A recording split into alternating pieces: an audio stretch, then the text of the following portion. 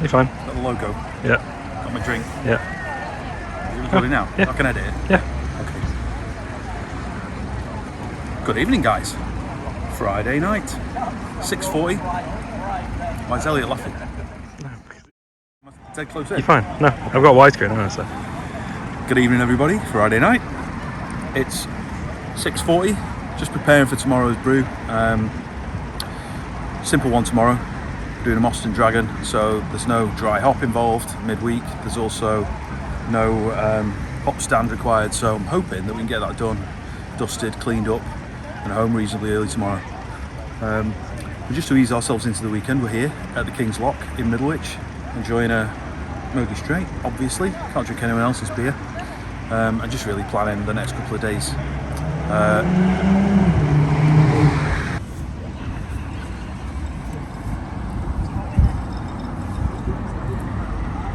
Hello, Sarah.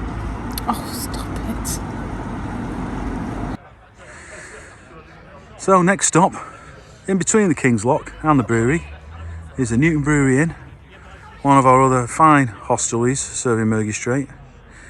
Thought we'd pop down, just check everything's okay, and took another sample, purely for quality purposes, you understand.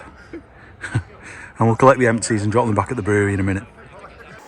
Good morning, folks. Saturday, 13th of August, 6:30 a.m. Nice and cool at the moment. I'm trying to get this brew done and dusted before lunchtime because the heat of the day, it's going to be a nightmare to cool everything to get it into the fermenter. So we're going to get started as soon as possible.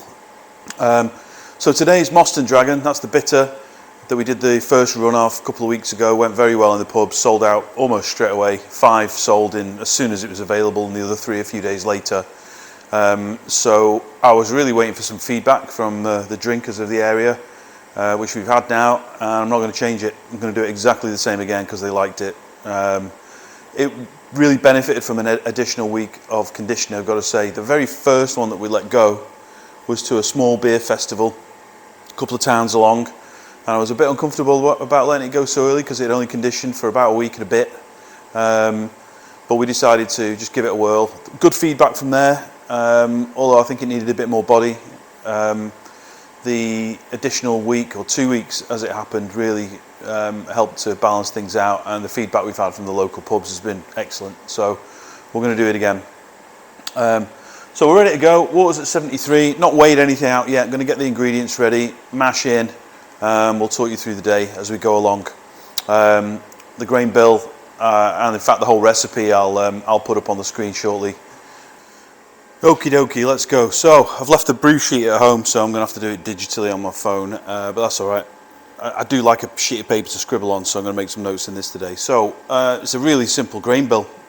56 kilos Maris Otter, 3 kilos of Crystal 240, that's crisp Crystal 240, 22 grams of Epsom salt and 22 grams of gypsum for the water treatment. We'll mash in with 219 litres of water at 73. By the time we're mashed in, we should be at 68. As you know from previous brews, we'll lose about 5 degrees off that. And we should expect 1060 in the mash tun post-mash after an hour to an hour and 30 minutes. Then we'll transfer, sparge and get the boil on.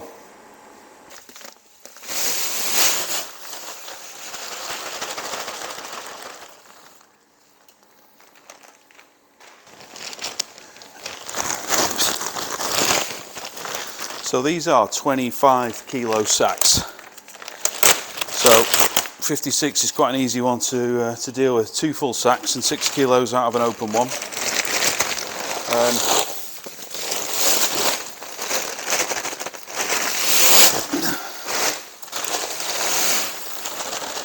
We're tracking these batch numbers now. Well, we always were, but I'm tracking them in the software now. So you'll see every bag has a batch code, in this case SS24938. That serial number will follow this beer right through the process and out into the pubs. So if ever there's an issue, Chris contacts us to say we need to recall the beer that we've made with that particular batch. We know exactly which casks it's in and exactly which pubs it's gone to.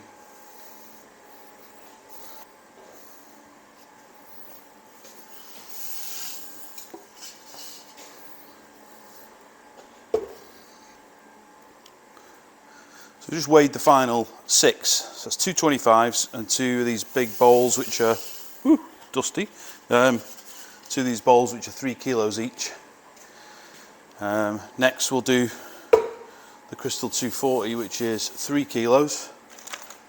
And in this case, wasn't organised enough, so this is from Cross My Loof, who've once again bailed me out with some shortage on ingredients. And 3 kilos of the Crystal going in. I'll give you a look in there in a minute.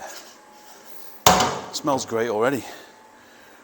Right, next in is the water treatment. In there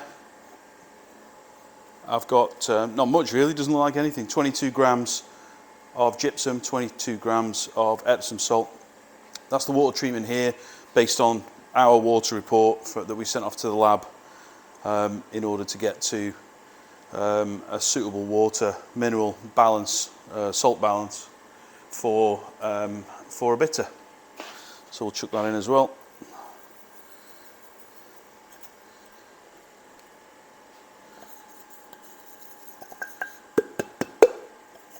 Must have lost the gram there. Right, let's give you a little look at what's going on in there. And that's what she looks like. Obviously we'll give it all a stir in a minute. So this side you can see mostly the Maris Otter. This side is the Crystal. And that should give it a lovely dark amber hue once we're done. And the water treatment's on top. And we mash in from the bottom with the pipe that you see there as usual. Let's get that started. Set. I didn't save it. 219. 219, go.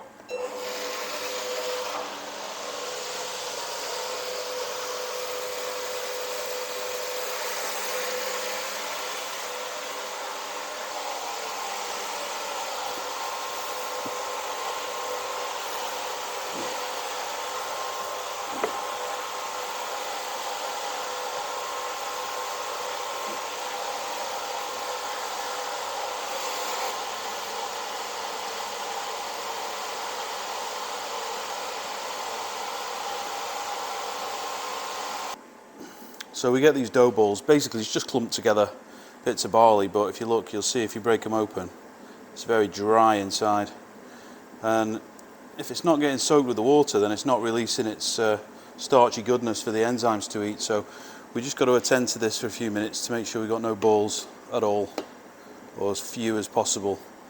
And this mash is particularly dough bally.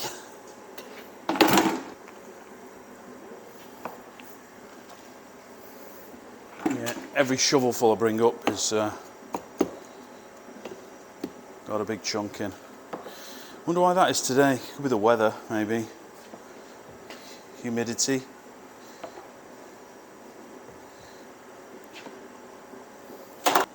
So next, quick temperature check. We're looking for about 68 if we can.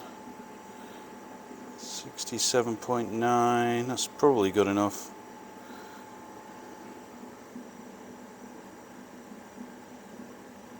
Yeah, a little bit less than I would have liked, but we're good with that. 67.9, 68.1, that'll do. We'll give her a stir around, get that lid on.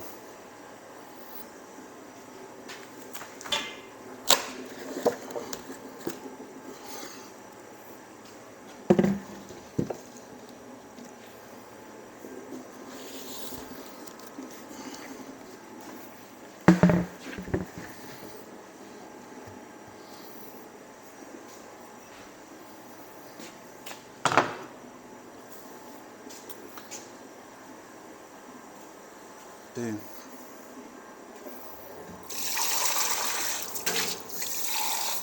Just trying to get the temperature of the sample that I took down to the right temperature for the pH meter, which is about 20 Celsius. It's still reading about 30, so the number's a little bit off. It's reading a little bit high. So we may need to add a little bit of acidity to it in a second. We're up near 6.5. That's going down now. So all mashed in, settled out.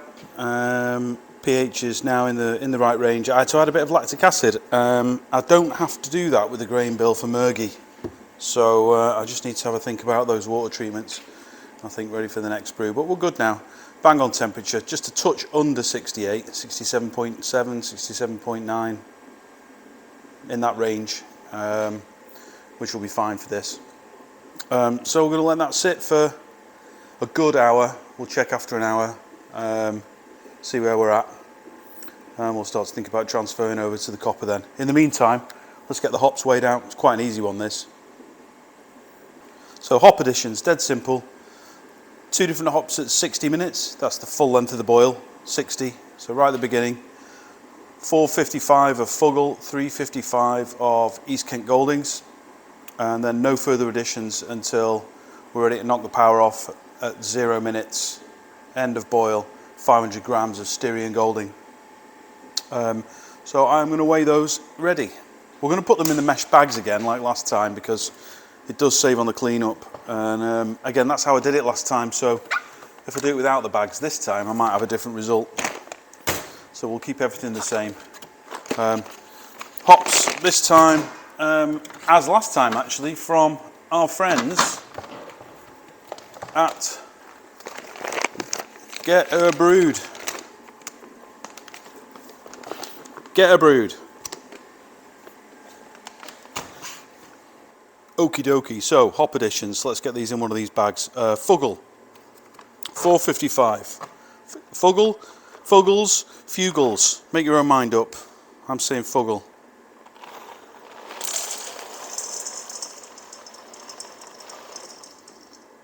Oh, gone over. 455. What have we got there? 531.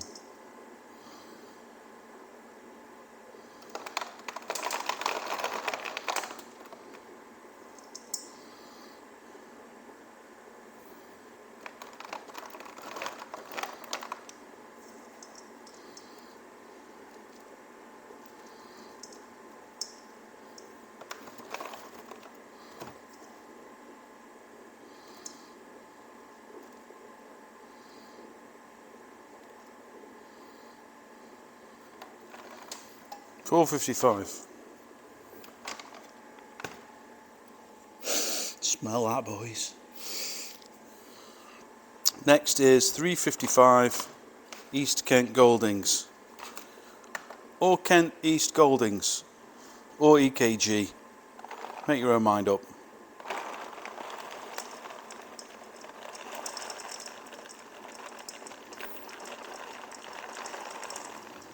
No. Gone over. Let's get some off to make sure they're off the top.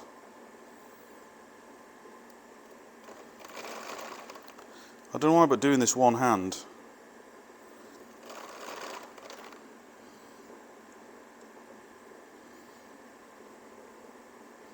$3.55. Okay, let's get them in one of these mesh bags.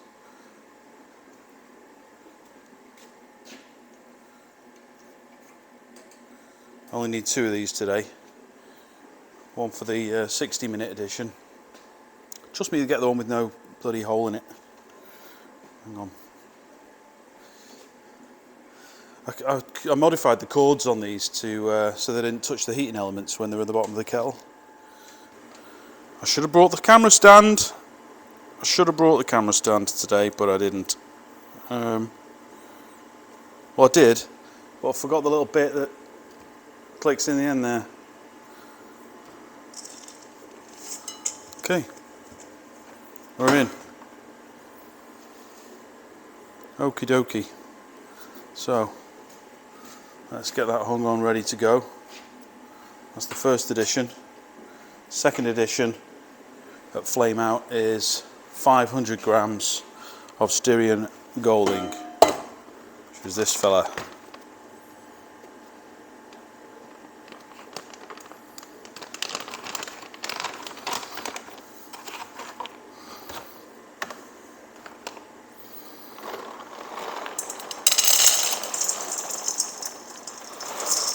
Should be exactly 500 in there. Oh, look at that, 504. Oh, go on, we'll have an extra little treat. No point in keeping 4 grams in the bag. And 4 grams isn't going to make a bit of difference to the flavour. Or aroma, in fact.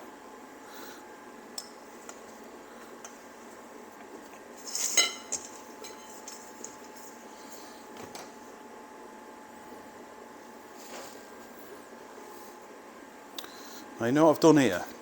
I've broken my system because first hops go on the left. Second hops go on the right. Don't know why, but that's what I do. That's my thing.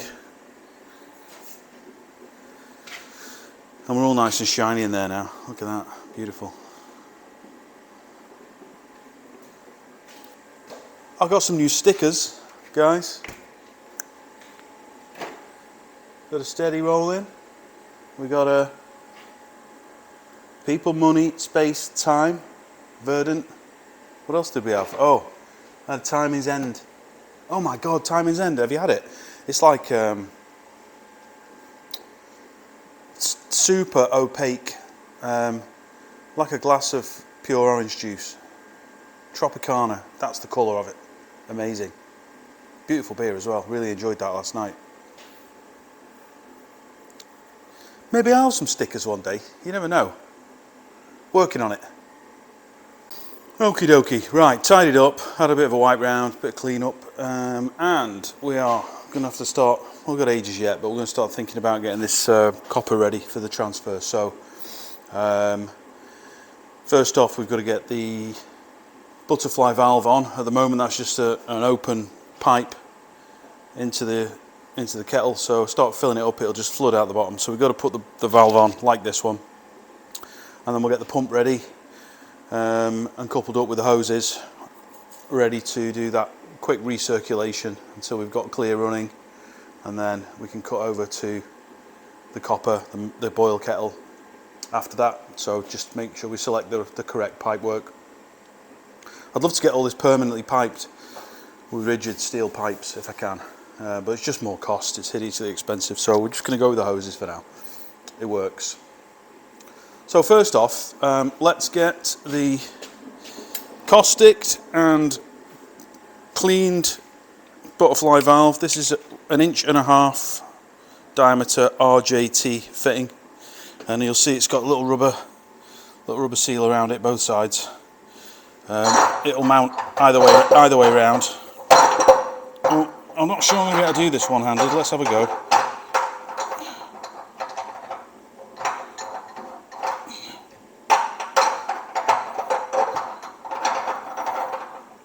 No, I'm not. Remind me to bring the camera stand next time. Right, 1 second. 1 moment, please.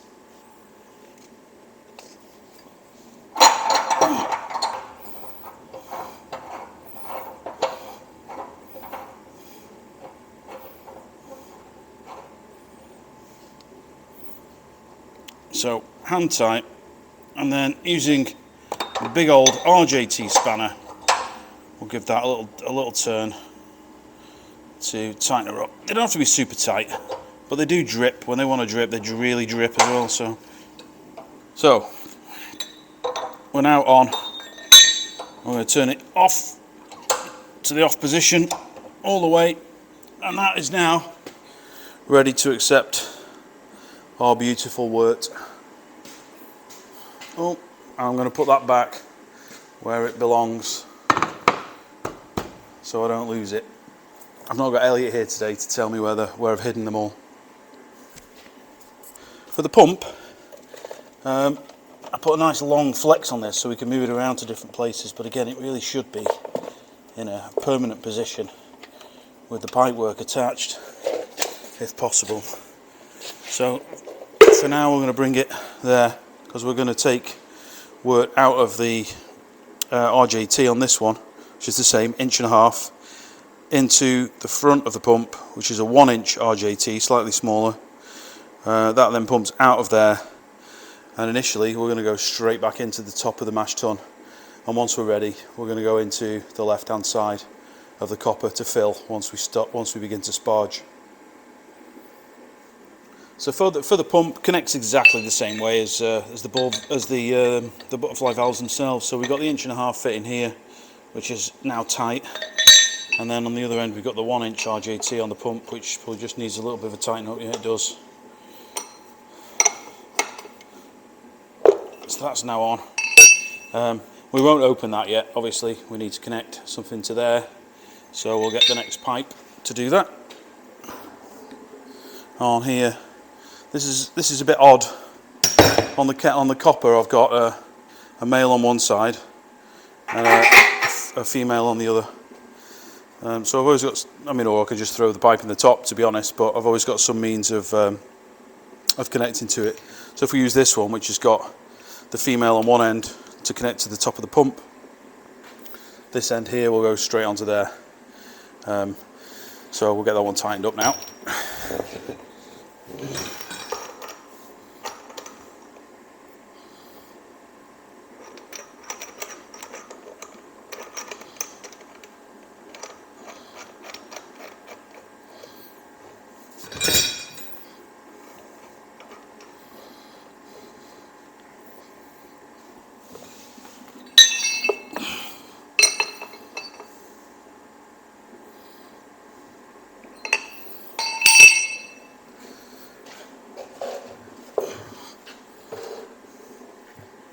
Just checking everything fits.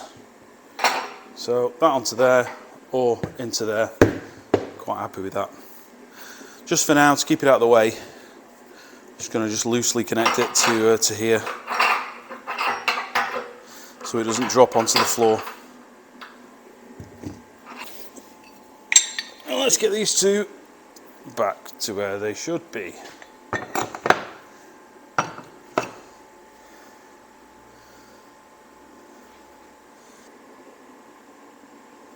Okay, so all set.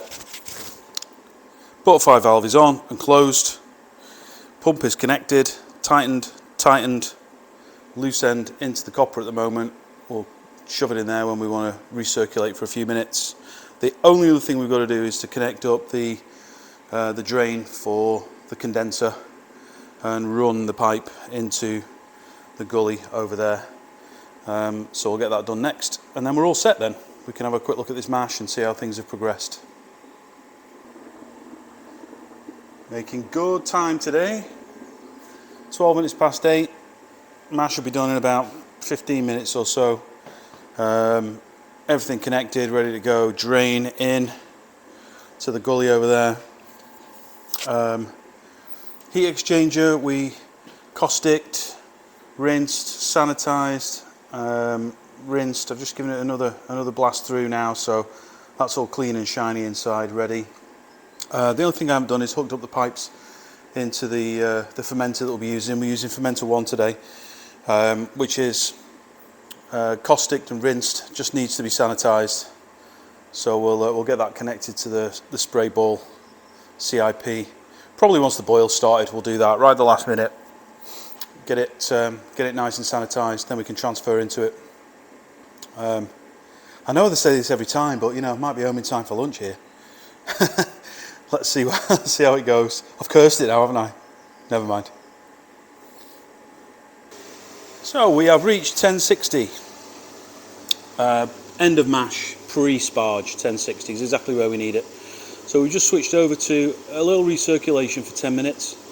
We'll just let that run until it starts to run clear. Basically all we're doing is we're taking all the sediment that's got through the sieve at the bottom of the mash tun here, the false bottom. We're just collecting all of that and dumping it back on the top, so that when we do start to transfer to the kettle, we've got nice clear work going in. So 5 or 10 minutes we'll do that, and at that point we'll reconnect the water supply to this outlet from the HLT, and we'll loop that into the rotating sparge arm. So as we're draining out of the mash tun into the kettle next door, we're simultaneously adding water through the spray at about the same rate, until all the work is transferred and obviously the rinsed grain will be left behind for us to hand over to Johnny the farmer.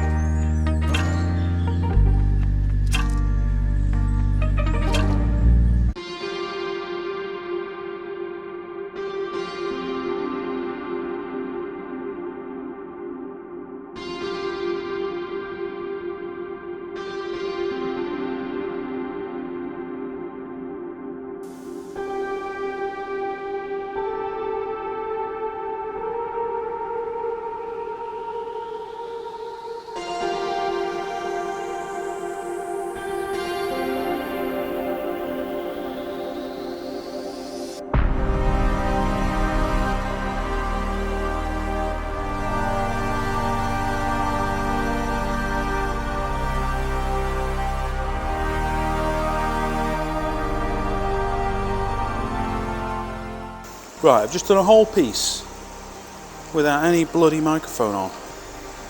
Okay, we have run the sparge water through, 285 litres.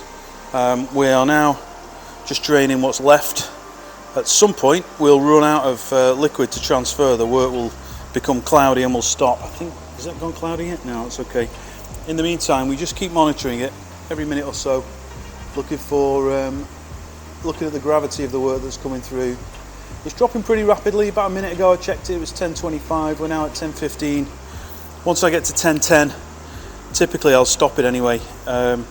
Depending which book you read and which advice you follow, anything less than 10:10 could, and it's debatable like everything in brewing, could extract tannins and other unwanted flavours into the brew.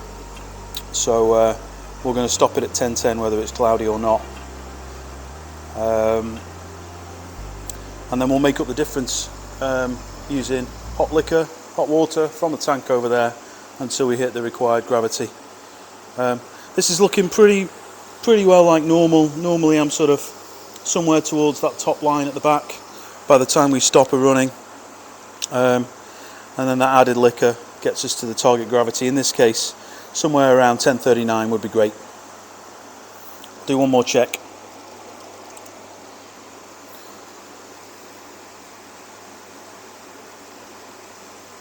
We're about 12:13 at the moment, so another few minutes. So we are currently digging out the mash tun. So it's taken on a bit of water. It's a bit heavier than it was when it went in, of course, because it's damp now. And we'll just fill up these grain sacks today. Like a plonker, I forgot to collect the boxes that we've been using, those black boxes. That's what I've been sending the grain to Johnny in for the sheeps and the cows. And I forgot this morning. I just went sailing past the farm and didn't call in and pick them up, so he'll get bags this time. And I'll drop these on the way home later on this afternoon and collect the boxes ready for next time. You can overfill these and they're impossible to carry them, but I'll probably stick this in 4 bags, maybe 5, just to make them easy to carry. And I put them in the boot. I've got a plastic boot liner because they drip this sweat in the bags. And if you don't deliver them same day in this weather, they'll absolutely stink tomorrow. It goes bad pretty quickly. So we'll get it down, feed the cows. Harry's just called. He's out on his travels. Probably not going to get here today, but tomorrow possibly. He's going to pop in and have a little look around. I'll try and get a bit of video. I'm sure he may do too, actually. But we've had a little idea, something we're going to have a chat about, which you might find interesting. But I won't spoil it now until we decided what we're doing. Robbie Knox might still be coming up. He's travelling over the weekend. I think that might be perhaps a midweek chat that we'll have. Don't know what he wants to do. I think he's just interested in the brewery and the story. So we'll have a chat. Might go for a walk. That would be nice. Down the canal. We'll see.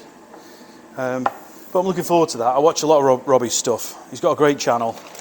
And as I mentioned possibly before, his brewery, it's a virtual brewery, so they brew at other breweries' premises, but it's called Brewday Brewing. And for those of you that know the story of how me and Ken discovered that we both brewed and lived in the same little town, the story of that is weirdly familiar, so I'll have a chat about that with Robbie as well. It's very strange. We could have called this Bin Day, actually. Very odd. But yeah, we'll have a chat about that probably in the week, I hope. So I'm going to crack on digging this out. I've got another bag left, and we'll get them outside and out of here. We've been very lucky with boilovers. Just watch it like a hawk. You can see this foam on the top. You can scoop it out, stir it in. Doesn't really make any difference to me. Just going to push it back in. You can get some additions that you put in to keep the foam down, stop the boilovers, but not something I use here. Just keen to put as little as possible in brew. And anti-foam agents. Doesn't sound very natural, does it? I'm sure they're alright. I'm sure they're alright. If I can get away without them, I prefer to do that. Keep it as natural as we can. Gently boiling. Give it another minute, we'll get those hops in, start the timer on the boil. Do us a fave. Yeah. Start your timer for 1 hour. 1 hour. Yeah. Breakfast time. It is 10:43 after all. Elliot has just turned up with bacon, sausage, egg on a giant bin lid. Look at that. I'm going to get that down me now.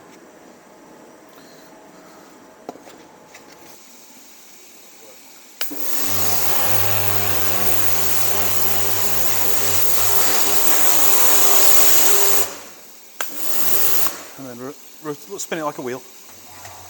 Yeah, go on.